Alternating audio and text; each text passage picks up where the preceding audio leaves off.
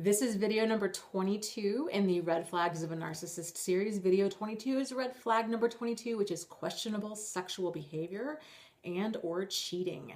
I would say that probably the vast majority of victims of narcissists go through this. This isn't to say that all narcissists cheat. It's just a lot of them do. Like probably, and I'm just making things up, if I had to guess, I would say it's over 90%. Like no joke. They tend to be very hypersexual regardless of the type of narcissist they are. So if you watch the video, the intro video, and I talked about the different types of narcissist, you have your overt, you have your covert, you have your somatic, delusional, malignant, cerebral. So the somatic ones for sure tend to be the kind that cheat. But again, not all of them do. I know a lot of people that have been married or been involved with more of like the cerebral narcissists, and they strongly feel that not only did they not cheat, they didn't even like to have sex at all. But I will say though, okay, I will say, when I was with Jack, who was covert narcissist number one, he was super sexual in the beginning, and then he basically quit having sex with me, but then I found out he was having sex with like everybody in town. So just because they're not having sex with you doesn't mean that they're not out having sex. Because keep in mind, for a narcissist, sex is not about sex, right? So normal people, sex is a way of bonding. It's a way of kind of strengthening your relationship. It's a way of showing your love and your affection for your partner. Narcissists truly don't give a shit about any of those things, right? So that's not why they have sex. They have sex for power and control, right? And power and control driven sex is the same reasons that drives rape. It's the same reasons that drive incest and other types of sexual assaults. So it's a form of manipulation, right? A lot of narcissists tend to be absolutely amazing in bed. And so they kind of know, if they can get that victim hooked sexually, then they have them. And I would say so it's probably the number one reason, if I had to guess, why victims maybe go into therapy, or maybe they even stumble across the word narcissist. That's how I found it, actually. Jack, I found out he'd been cheating with everybody in town, and I started Googling sex addiction, because I'm like, what else could you call this? I mean, this is like dozens, if not hundreds of people. He was talking about trying to make a porn movie. He was, you name it. He was into like all kinds of stuff. And I really thought it was a sex addiction at first. So then I joined some sex addict forums, and I was chatting with other people on there, and I was reading more and more stories, and somebody had come on and said, are you guys familiar with the word narcissist? And I immediately like went onto Google, started, opened up a new tab and started like researching narcissism. And the more I read about it, the more I thought, yeah, this sounds a lot like him. And then of course, I kind of stumbled across the term sociopaths and psychopaths, read about that. My blood went cold, and I thought that sounds even more like him. So, I would say like he's more of like the malignant narcissist. He's somewhere in between those two personality disorders. Cheating is very, very common. The questionable sexual behavior. This kind of stuff is more of flirting, right? Or inappropriate texts, a tremendous amount of porn. A lot of them will look at like porn for hours every day. I'm not saying that any of this behavior, like kinky sex or looking at a lot of porn or any of that, is necessarily bad. I think everybody kind of has their own bend as far as what does it for them. It's just questionable. It's just something that's outside of the realm of normal. So people that are, and I have gotten a few of these questions from people that are involved in the BDSM community, which stands for, is it bondage and discipline, domination, bondage and discipline, submission and domination, sadism and masochism, I think is what it is. So in that community, of course, you've got power and control. That's kind of the crux of BDSM. You have a lot of men that absolutely hate women, which is also kind of a big part of narcissism. You have a lot of ego, and you have hypersexuality. You have a ton of red flags that are involved in this type of community. It's really like the narcissist's playground. So if you are involved in that community, you really have to be aware of the signs of a narcissist. I was chatting with this one girl online. She was telling me that she'd been involved with this man, excuse me, for probably about a month, maybe 6 weeks. And they had this amazing sexual connection, this amazing relationship. And then he just dropped her. And she was absolutely devastated. And she kept saying, she's like, I know this sounds so crazy. And I know that you don't understand, but and it sounds so pathetic, but I had such strong feelings for him. This was this amazing connection, and I had a hard time believing that he didn't feel it too. Like how does this happen? Like how do we have so much in common, and then he just drops me and walks away?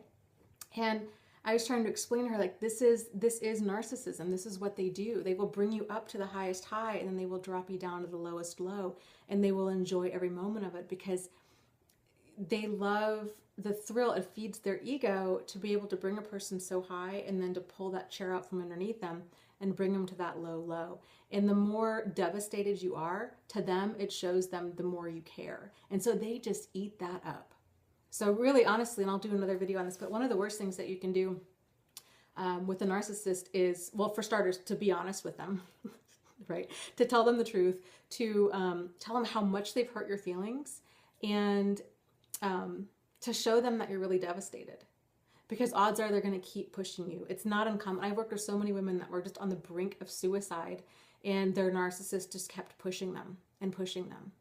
And, you know, it's like it's never enough for them. Like a lot of them really like to destroy your self-esteem. And sometimes, you know, it might just be like small jabs kind of here and there. Like, oh, well, you know, I can see you gained weight.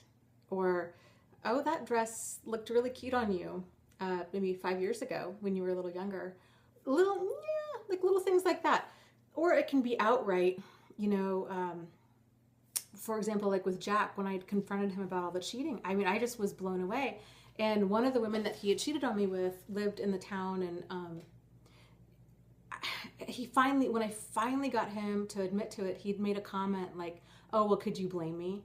Basically insinuating that I was really disgusting and terrible. And of course, at the time, I didn't really know about narcissism. I didn't know about a lot of this. And so I really felt like, wow, there must be something really wrong with me, because here, this guy that I thought loved me is out sleeping with everybody else. Male, female, old, young, fat, thin, black, white, you name it. He's out sleeping with everybody in town. And it really did a number on my self-esteem, and to a crazy degree. I had a really hard time really even looking in a mirror for about a year after that. I kind of developed this weird, almost like a body dysmorphia kind of thing. And I used to remember my one friend, Heather, I used to just cry to her all the time. I'm like, I don't understand what I'm seeing in the mirror. And I don't want people to look at me. I was wearing really baggy clothes. I just wanted to disappear. Like, it just really did a number. So they do this, they build you up with amazing sex, and then of course they can shatter your self-esteem with the discard and kind of how all that goes, and the hurtful, awful things that they can say. So don't give them that. Don't give them the satisfaction of knowing how hurt you are. If you really want to hurt a narcissist, act like they mean nothing to you. Yeah, like nothing at all. Like you've moved on, you've dated, like I'm sorry, like, why are you bothering me? Like if you just act so nonchalant, they cannot handle that. Talk about narcissistic injury. So other types of questionable behavior, you know, you could be finding out that maybe, again, that they're bisexual. Again, I'm not saying this with judgment. I'm not saying that these things are bad. I'm just saying that might be some of the stuff that you find. You know, they might just say really weird things. I remember another weird thing that Jack had said to me one time was something about how all men find 14-year-olds attractive. What? That's disgusting. And and that's crazy that I even kind of stayed with him after that. Like, because who says that? I guess for me, I just chalked it up. I chalked a lot of things up to the fact that he was European. And you know, it was like, well, I know that they have differences as far as, you know, what's kind of, I don't know, sex and sexuality and what's proper. I don't know. There's really no excusing that. Like, that's really disgusting for a grown man to find a 14-year-old girl attractive. So just, you know, again, just kind of strange things. Jack was really into, this is probably like way too much information, but he was, you know, into a lot of sex toys, you know, and I had found like this whole stash. I'm like, what is all this? And he just was into like a ton of different stuff that I wasn't into, and had told me all kinds of crazy stories about his sex life early on, and how, you know, he had taken a lot of like crazy risks sexually. He'd met this one woman online. This was, I mean, my God, like when the internet first came out, like 20 years ago or so. And he'd met this woman through a chat room. Now, mind you, this is before people were putting photos online. This was like when the internet was basically like Microsoft Word. Like it was just text only. And he had met this woman that he obviously didn't know, had this like wild, crazy sex adventure that really could have led him to being murdered. She had him run through all these different like scenarios to prove himself. I don't even know. But long story short, he went to her house and she ended up blindfolding him and tying his hands behind his back, let him downstairs into a basement, proceeded to just kind of mess with him sexually and mentally, and then had said, you know, if you want to later, you can come upstairs and we can finish what we started, kind of thing. And he said he took the blindfold off and he realized that he was on like this urine-soaked mattress in this dark basement, and he got out of there. But that kind of like that level of recklessness and that level of just crazy sexual stuff was totally par for the course for him. Like the longer we dated, the more kind of stuff I found out about. So it's not uncommon for them to be on a lot of dating sites. It's not uncommon for them to be on Craigslist looking for sex. You know, taking pictures of themselves on their phone. You'll probably find that a lot. And then they're going to say, oh, I just wanted to see what I looked like, or some sort of stupid comment. Of course, right? Like, of course they're sending it to somebody else. Of course they're posting it on a dating site. Please don't ever believe that people just don't take sexy pictures of themselves for themselves. And even if they did, like, that's a red flag, right? Because who does that? So, lots of strange, questionable behavior. So that is it for red flag number 22. Red flag number 23 is intelligent, and I would say like wickedly intelligent. So if you have any questions, comments, concerns, frustrations, ideas for videos, you just want to share part of your story, you just want to say hi, let me know. You can find me here. You can chat me up on Facebook. My group info is down below, and on my website, which is narcissistsupport.com. I will talk to you soon.